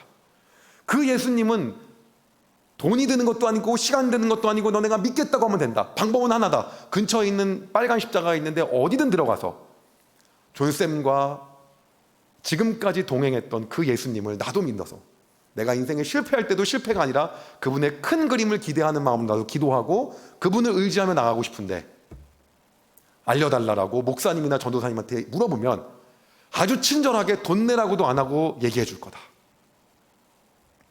그렇게 얘기하고 너네들의 삶을 니네가 교회를 다닌들 예수님을 믿는다고 나한테 땡전 한 푼 안 떨어진다. 원래 여기서는 내 교재를 팔아야 된다 지금. 나한테 이득이 하나도 안 되는 걸 너네 인생을 위해서 하는 거기 때문에 내 마음과 진심을 알아주기 바란다. 여기 온 학생은 나를 좋아하기 때문에 왔기 때문에 내가 원하는 그 삶을 너네도 살기를 원할 거다. 그리고 마지막으로 어렸을 때부터 배웠던 대본 보지 않고 하는 대표 기도를 한 5문 정도 해줬어요. 믿지 않는 사람들한테 대표 기도 해줄 때는요 하나님 축복해 주십시오만 하면 됩니다. 그래서 그냥 기도해주고 나서 내려왔어. 그랬더니 편지가 많이 와 있더라고요. 저한테 어떤 편지가 왔냐면 제가 5살 때 교회 다니고 한 번도 안 가봤는데 이번에 이제 가려고 합니다. 제가 어머니가 그렇게 저한테 가자고 했는데 안 갔는데 이번에 같이 따라가려고 합니다. 저는 기독교에 대한 이미지가 진짜 안 좋았는데 바뀌기 시작했습니다. 그리고 어떤 학생은 이번 주에 목사님 설교를 듣고 나왔는데 그날에 했던 존쌤의 설교가 훨씬 은혜가 됐습니다. 저는 설교한 게 아니었는데. 그리고 나왔는데 나중에 봤더니 그 자리에 앉은 학생들 중에 95%가 넌 크리스찬이었어요. 1,000명이 넘는 학생 중에 95%가 크리스찬이 아닌 학생들을 초집중을 시켜갖고 예수님을 전한 거예요. 제가 이제 마음속에 느낀 게 있었어요. 예수님은 나의 모든 것인데 하나님은 나한테 뭔가 필요하신 분이 아니구나. 내가 아니어도 이 일을 다 하실 수 있는 분인데 나한테 말씀하신 것 뿐이구나. 내가 아니어도 다른 사람을 통해서 하고도 남으시는 분인데 이게 내가 부담으로 가질 게 아니구나라는 걸 그때 갖게 되었어요. 그리고 하나님께 내가 아직도 내어드리지 못하는 게 뭐가 있을까? 아직도 내려놓지 못하는 게 제가 돈보다 더 소중하게 여기는 게 있어요. 시간이에요. 하루를 30분 단위로 쪼개서 15시간을 쓰기 때문에 시간이 저는 너무 아까운 사람이에요. 시간을 죽어도 못 주겠는 거예요. 그래서 사람들 미팅할 때 분 단위로 쪼개서 막 만나거든. 그런데 우리 아버지는 그러지 않고 사업하면서도 선교지를 그렇게 1년에 3번씩 다녔는데 나는 참 부끄럽다라는 생각이 갑자기 들어서 저도 선교지를 가기로 마음을 먹었어요. 회사 걱정이 돼서 임원들을 불러놓고 얘기했는데 제가 없어진다고 하니까 더 좋아하더라고요. 그거를 몰랐습니다, 제가. 그래서 기아대책 컴패션 월드비전에 전화해서 같이 갈 사람 했더니 기아대책에서 유원식 회장님이 같이 가자고 하더라고요. 그래서 캄보디아 가고 뭐 베트남도 같이 갔다 오고 뭐 인도네시아, 네팔 뭐 다 못 사는 지역만 골라갔어요. 제가 지금 말하는 데서 좋은 지역에는 다 못 사는 데만 골라갔어요. 갔는데 우리 결혼 아동이 어떻게 되는지도 보고 했는데 제 마음 안에 뜨거움이 있는 게 또 있었어요. 어떤 나라에 갔더니 예수님 믿지 못한 나라였는데 우리나라의 대기업이 거기에다가 학교를 져주더라고요. 근데 그 관리를 기아대책에서 해주고 있는 거예요. 거기에 있는 선교사님이 몰래 전도를 한 거예요. 전도를 해서 현지인을 막 한동대를 보냈어요. 집안이 예수님을 믿게 된 거예요. 제가 너무 심장이 두근거려서 기아대책 얘기했어요. 이렇게 가슴 뛰게끔 이렇게 쫓겨나면 쫓겨나려고 마음먹은 선교사님이 기아대책에 몇 분이나 계시냐. 있으면 나도 학교를 한번 지어보고 싶다. 일단 학교는 얼마냐. 일단 이 학교가 1,000만 원부터 5억까지 아주 자기 각각의 천막 하나 지어놓고 학교라고도 한 데도 있고요. 얘기했더니 기본 5억 정도 생각하셔야 된다고 하더라고요. 잘못 물어봤죠. 예. 그러더니 하나 지어봐야겠다 나도 그런 마음으로. 이런 선교사님이 있으면 그렇게 얘기했더니 그런 선교사님 몇 분 계시냐 그랬더니 100명도 넘게 있대요. 그것도 잘못 물어봤어요. 장사 속에 제가 다 녹아난 거예요 이게요. 예. 그래서 저한테 그러는 거예요. 의장님의 하나님은 선포했을 때 역사하시는 하나님이시기 때문에 100개 짓겠다고 하는 게 어떻겠냐는 거예요. 100개면 500억인데 통장에 50억도 없는데. 그 제가 어차피 잘못해도 집에 딱지 붙는 것도 아닌데 그냥 100개 짓겠다고 합시다 라고 결정을 했는데 이제 뭐 한국에 와서 뭐 회장님하고 사인하고 뭐 들고 찍고 해서 뭐 기사 나오고 해서 저희 아버지도 드디어 아셨어요. 아버지가 연락이 왔어요. 교실을 100개 짓겠다고 하는 거냐 했더니 아버지 교실이 아니라 학교입니다. 하나에 5억씩이고 작은 게 3억이랍니다 500억 정도 필요하니까 기도해 주세요. 갑자기 정적 기도하겠다 그러고 끊었어요. 500억이 어디 있어요. 근데 제가 믿는 하나님은 딱 한 가지예요. 하나님은 어차피 우리의 형편과 상황을 다 아세요. 상황을 다 하시는데 달라 그러면 그거 뺏으려고 하는 게 아니라 중심과 마음을 보시고 더 주시려는 분이 우리 아버지시더라고요. 아브라함한테 이삭이 하나밖에 없는 자식인지 하나님 이미 알고 계셨어요. 근데 달라고 한 건 이삭이 필요해서가 아니라 아브라함을 죽이려고 한 게 아니라 아브라함한테 상처를 주려고 했던 게 아니라 더 궁핍하게 하려고 했던 게 아니라 마음의 중심을 보시고 복을 주시려고 했던 분이 우리 아버지라는 걸 제가 알게 됐어요. 우리의 형편 다 하심에도 불구하고 얘기하셨다고 한다면 하나님께 필요하신 분이 아니라 마음의 중심을 보시고 싶은 분이라는 걸 알게 되었어요. 그리고 그냥 대뜸 5억을 입금시켜버렸어요. 예, 나중에 돈 생기면 하지 말자. 그거는 성경적이지 않다. 성경에 돈 생기면 하겠다는 게 하나도 없어요.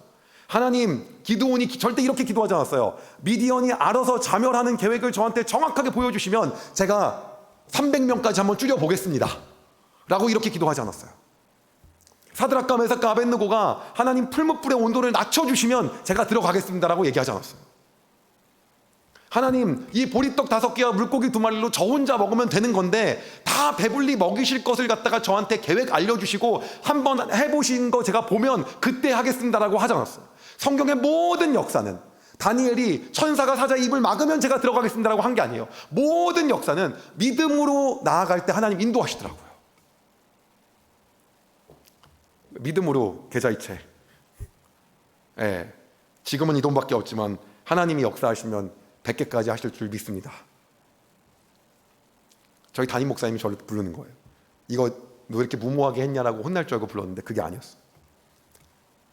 목사님 왜 그러세요 했더니 내가 우리 현 집사님을 봤는데 집사님 너무 이렇게 하나님 중심적으로 살아서 못해도 100억 자산가는 될 것 같다. 100억은 하나님이 주실 것 같다. 나중에 이 회사를 통해서. 근데 지금 우리 교회가 동네 주민들을, 마을 주민들을 위한 봉사관을 짓고 이것저것을 하고 있는데 10억을 미리 11조 하면 어떻겠냐 라고 얘기를 하시는 거예요. 그래서 제가 성경을 나름 좀 많이 읽었어요. 그래도 제가. 근데 미리 하는 11조는 본 기억이 없어요. 저도 기억이 나야 되잖아요. 기억이 안 나요. 미리 드리는 11조는. 그래갖고 제가 거기다가 그렇게 얘기하지 않고 어머니 아버지가 이 교회를 다니시니 제가 어머니 아버지 얘기하지 않고 하면 상처받으실 수 있으니까 어머니 아버지 아내랑 다 얘기하고 다 좋다고 하면 그러면 제가 하나님 음성인 줄 알고 하겠습니다라고 얘기했어요. 나오는데 하나님이 저에게 똑같은 마음을 주는 거예요. 이거 내가 아니어도 하나님 하시겠더라고요. 제가 그 돈을 헌금하지 않아도 하나님 채우시겠더라고요. 그 마음이 확 들었어요. 그리고 에스더서가 생각났어요. 어렸을 때는 에스더가 죽으면 죽으리라라고 하는 그 믿음만 봤거든요. 근데 나중에 보니까 모르드게가 에스더한테 이렇게 말한 구절이 있더라고요. 오늘 네가 아니더라도 여호와께서 유대인들을 다 살리려거니와. 오늘 네가 아니어도. 나중에 알게 됐어요. 에스더서의 주인공이 에스더가 아니라 하나님이라는 걸. 에스더가 안 했어도 하나님 유대인들 다 살리셨다는 거죠. 하나님 에스더한테 복 주시기 위해서 사용하신 거죠. 제가 그 말씀을 알고 이거 하나님 내가 아니어도 다 채우시겠다. 그리고 다 같이 모여서 얘기했어요. 저희 어머니는 목사님이 강당에서 헌금 설교하면 표정 안 좋아지시는 분이에요. 헌금 얘기만 하면 표정이 안 좋아지세요. 그래서 어머니가 가장 난적이었어요. 아버지한테 얘기했더니 아버지는 잘 결정한 것 같다 뭐 이런 식이에요. 아내는 이렇게 얘기했어요. 당신이 기도하고 결정했다면 하나님이 나에게도 동일하게 말씀하시니까 난 찬성이야. 제가 100억 넘는 돈을 기부할 동안 아내는 항상 그렇게 말했어요. 저 어머니의 차례가 왔어요. 어머니가 그러시더라고요. 그게 네 믿음이지 내 믿음이냐 네가 알아서 해라. 제가 그날 밤 계좌이체를 하고 통장에서 피가 나더라고요. 네. 그리고 목사님께 문자를 보냈어요. 목사님, 제가 이 교회에 처음 왔을 때는 대학생이어서 통장에 500만 원밖에 없는 재수생이었습니다. 근데 오늘 하나님께서 너무나도 저에게 큰 은혜를 주셔서 제가 수백억 매출이 나는 회사의 CEO가 되었습니다. 오늘 하나님을 사랑하는 마음으로 태어나서 처음으로 미리 드리는 11조를 하게 되었습니다. 하나님께서 이 일을 통해서 놀랍게 역사하실 것들을 기대합니다. 그리 아니하실지라도 지금까지 역사하신 것만으로도 감사합니다. 앞으로도 하나님 앞에 그러한 마음으로 살기를 원합니다. 목사님의 사역을 위해서도 기도하겠습니다. 목사님 많이 우셨다고 하시더라고요. 그리고 저는 여느 때와 같게 또 최선을 다해서 열심히 일을 했어요. 당시 저희가 회사가 어떠한 기간이었냐면 회사 가치를 한번 기업 가치를 한번 찍으려고 주식 한 10% 정도를 팔자라고 할 때였어요. 10%를 100억에 팔면 기업 가치가 1000억이니까 우리 회사 가치가 1000억은 되니까 임원들을 모시거나 이럴 때 좀 수월한 게 있어서 의미 있는 회사 가치를 만들기 위해서 한 지분 10%에서 5%만 판다라고 얘기할 때였는데 여러 투자자들이 오더라고. 어떤 투자자가 와갖고 저희한테 뭐라고 하냐면 자기네가 1조가 있다는 거예요. 그래서 1조라는 돈은 들어본 적이 없어갖고 현금으로 1조 있다는 얘기는 들어본 적이 없어요. 주식은 1조가 있을 수 있지만은 팔지 못하는 게 주식이거든요. 사실 주식가치 1조라고 있는 사람 못 팔아요. 그거요. 예, 현금이 1조. 어떤 데인지 봤더니 뭐 외국에 있는 보험회사, 유럽에 있는 보험회사가 자기네한테 뭐 캐나다에 있는 뭐 무슨 공제회 이런 데가 마음껏 돈을 쓰라고 1조를 줬다는 거예요. 투자하라고. 그래서 저희 회사 주식을 50% 사고 싶대요. 제가 50%면 우리 회사가 얼마나 비싼 줄 아냐고 막 얘기를 했어요. 근데 사겠다는 거예요. 원래 이런 딜은 한 2년 정도가 걸려요. 근데 그게 6개월도 안 된 시간 동안에 확 끝났어요. 나중에 봤더니 이 돈이 회사로 들어오는 게 아니라 제 개인 통장으로 제 개인 주식을 파는 거여서 개인으로 돈이 들어오더라고요. 통장에 돈을 봤더니 세금 다 내고 나서도 1000억이 넘게 있는 거예요. 현금만. 나중에 제가 깨달은 게 있어요. 이자만으로 학교를 1년에 2개씩 지을 수 있더라고요. 이자만 가지고도 2개, 3개씩 1년에 매번 지을 수 있는 거예요. 이거를. 이자만 가지고도. 그리고 제가 했던 11조가 10억이었는데 하나님 100배를 주신 거 보고 30배, 60배, 100배의 씨앗이 그 시대에 2000년 전에만 적용하는 게 아니라 하나님 이 돈 헌금하면 이렇게 주실 거죠가 아니라 하나님 지금까지 주신 게 어딥니까? 안 주셔도 상관없습니다. 내가 하나님 너무 사랑합니다. 그래서 하나님 내가 안 주셔도 다 할 수 있는데 오늘 나에게 말씀하셔서 너무 감사합니다. 내가 하나님 사랑하는 마음으로 드립니다. 라고 할 때 오늘날에도 역사하신 하나님을 제가 알게 되었습니다. 제 시간을 통해서 제가 보게 된 건 아주 간단해요. 하나님은 돈이 필요하신 분이 아니라는 걸 알게 되었어요. 그리고 우리의 어떠한 헌신도 별로 필요하신 분이 아니라는 걸 알게 되었어요. 우리보다 뛰어난 사람을 너무 많이 알게 계시고 저보다 돈이 많은 사람도 훨씬 더 많이 알고 계셔서 하나님 자체가 이 세상에서 가장 부자셔서 하나님 할 수만 있다면 모든 걸 하실 수 있는 분인데, 오늘 저와 여러분에게 찾아오셔서 말씀하신다고 한다면 그게 부족하셔서가 아니라 하나님 우리의 중심을 보시고 우리를 놀라운 하나님의 역사 가운데 사용하시기 위함이라는 걸 알게 되었어요. 제가 이 딜이 끝나고 났더니 투자한 회사에서 예배를 못 드리게 하더라고요. 예배 드리는 걸 너무 부담스러워하는 거예요. 엄청 싸우다가 제가 마음이 너무 아파가지고, 이 예배를 어차피 싸워서 이겨봤자 본사 직원만 드리는 거고 90개 학원의 선생님들은 어차피 못 드리는 건데 90개 선생님까지 다 드릴 수 있는 지혜를 주십시오. 그래서 어쩌다가 유튜브를 시작하게 되었습니다. 의도도 하지 않게 유튜브를 할 줄을 몰라갖고 제가 여기저기 전화했더니 가피풀이라고 규장 출판사라고 유명한 기독교 출판사가 있는데 거기서 같이 하자 그래서 채널을 만들게 되었는데, 신우회 뭐 이렇게 혹은 크리스찬 직장인 예배 이렇게 제목을 질려다가 현승원 TV라고 하자는 거예요. 민망스럽게. 왜 그러냐고 물어봤더니 현장에서 승리하는 원칙 얼마나 좋네요. 저도 제 이름에 그런 뜻인지 몰랐거든요. 그래서 어쩌다가 유튜브를 하게 되었어요. 그래서 이 예배를 드리다 보니까 저희 회사에 안 다니는 직원들도 같이 예배를 드리더라고요. 예, 이제는 이걸 믿지 않는 사람들한테도 제가 다가가서 복음을 전할 수 있는 방법으로 사용하려고 지금 고민하고 있어요. 그러다 나중에 제가 돈이 생기고 나서 저 안에 생겼던 하나님이 주신 영향력이 있더라고요. 예전엔 제가 어떤 얘기를 하면 사람들이 안 들었거든요. 누가 안 들었냐면 돈 있는 사람들과 권세 있는 사람들이 안 들었어요. 이제는 뭐 검사든 변호사든 판사든 제가 말하면 끝까지 의장님하고 정말 열심히 듣더라고요. 이렇게 돈이 무섭더라고요. 예, 세상에. 그래갖고 제가 만나달라는 사람이 예전보다 100배가 늘었어요. 그리고 제가 전략을 짰어요. 나를 만나면 복음을 들어야 된다.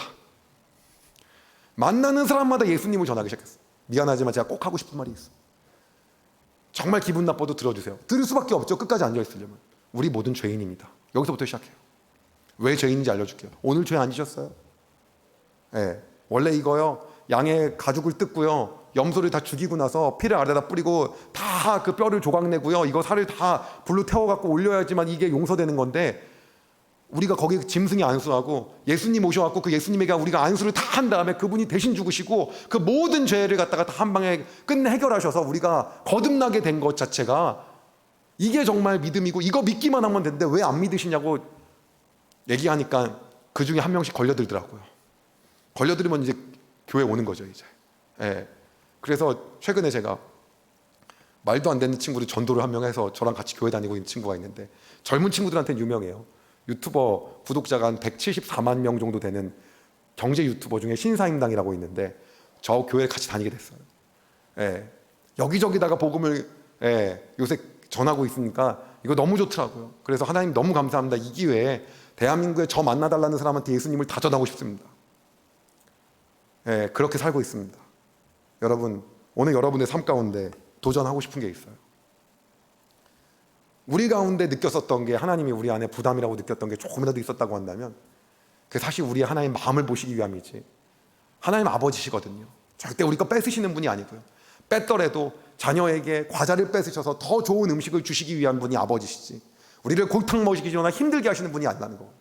우리 믿음으로 반응하기만 하면 하나님 우리에게 넘치게 주시고도 흔들어서 후히 주시고도 넘치게 하시는 분이신데, 오늘 우리의 마음과 중심을 하나님 앞에 다시 한번 조명해서 우리가 나아갈 필요가 있다고 하는 겁니다. 오늘 이 시간에 저 여러분이 하나님께 우리가 마음 가운데 있는 그 중심을 하나님께 좀 드리고 싶습니다. 우리같이 이 못난 사람이 뭐가 필요하겠습니까? 근데도 불구하고 우리에게 찾아오셔서 함께 하자고 말씀하신 분이 우리의 아버지이신 하나님이셔서 감사합니다 라고 고백하는 그 시간이 되길 소망합니다. 우리 늦었지만 찬양 하나 하고 좀 같이 한 가지만 좀 기도하고 싶습니다. 우리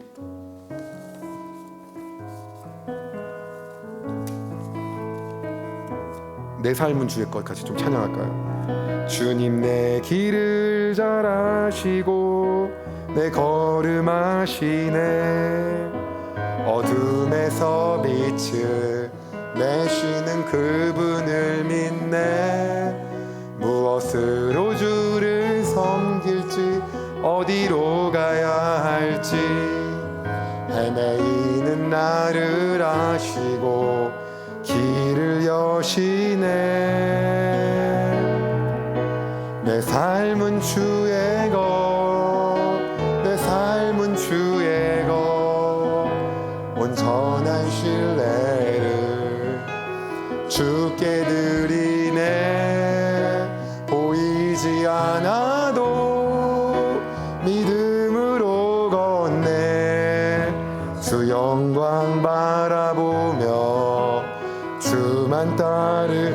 우리 한 번 더 할까요? 주님 내 길을 아시고, 주님 내 길을 잘 아시고 내 걸음 아시네. 어둠에서 빛을 내시는 그분을 믿네. 무엇으로 주를 섬길지 어디로 가야 할지 헤매이는 나를 아시고 길을 여시네. 내 삶은 주의 것, 내 삶은 주의 것, 내 삶은 주의 것, 온전한 신뢰를 주께 드리네. 보이지 않아도 믿음으로 걷네. 주 영광 바라보며 우리 한 번 더 할까요? 내 삶은 주의 것, 내 삶은 주의 것, 내 삶은 주의 것, 온전한 신뢰를 주께 드리네. 보이지 않아도 믿음으로 걷네. 주 영광 바라보며 주만 따. 우리 한 번 더 합시다. 내 삶은 주의 것. 할렐루야. 내 삶은 주의 것, 내 삶은 주의 것, 온전한 신뢰를 주께 드리네.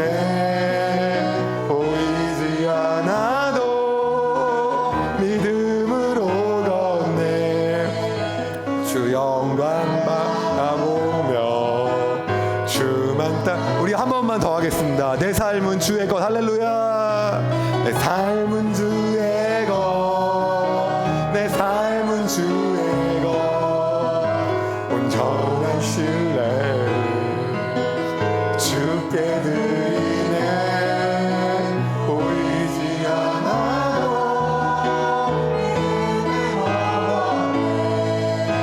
주 영광 바라보며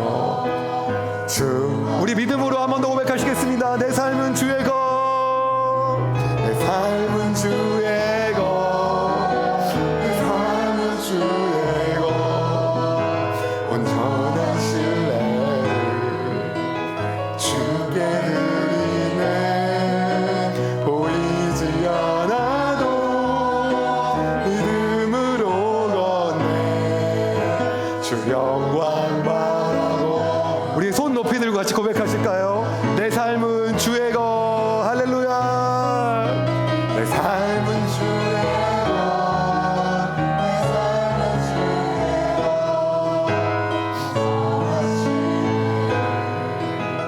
주께 드리네. 보이지 않아도 믿음으로 걷네. 주 영광 바라보며 우리 한 번 더 주님을 보시면서 고백합시다. 내 삶은 주의 것, 내 삶은 주의 것, 내 삶은 주의 것,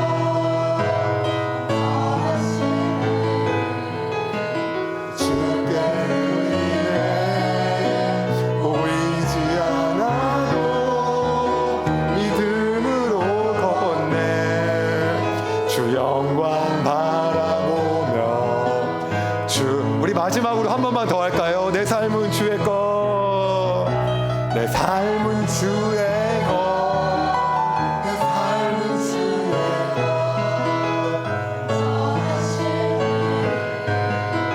주께 드리네. 보이지 않아도 믿음으로 걷네. 주 영광 바라보며 주만 따르네.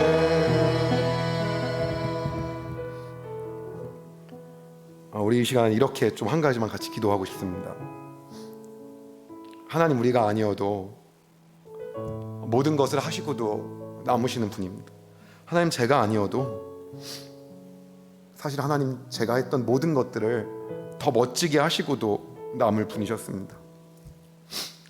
그런데 오늘 이 시간 저와 여러분에게 하나님 찾아오셔서 우리가 가지고 있는 재정으로, 우리가 가지고 있는 헌신과 시간과 재능과 우리의 자녀들로 하나님 무언가 말씀하신다면 그것은 하나님이 필요하셔서가 아니라 하나님이 우리의 중심을 보시고 하나님의 놀라운 것들을 더 부어주시기 위함이심을 믿으시기 바랍니다. 그리하여 하나님의 놀라운 그 역사에 우리를 끼워주시기 위하신 분이심을 우리 이 시간 신뢰함으로 나아가고 싶습니다. 우리가 이 시간 기도할 때 같이 이렇게 기도합시다.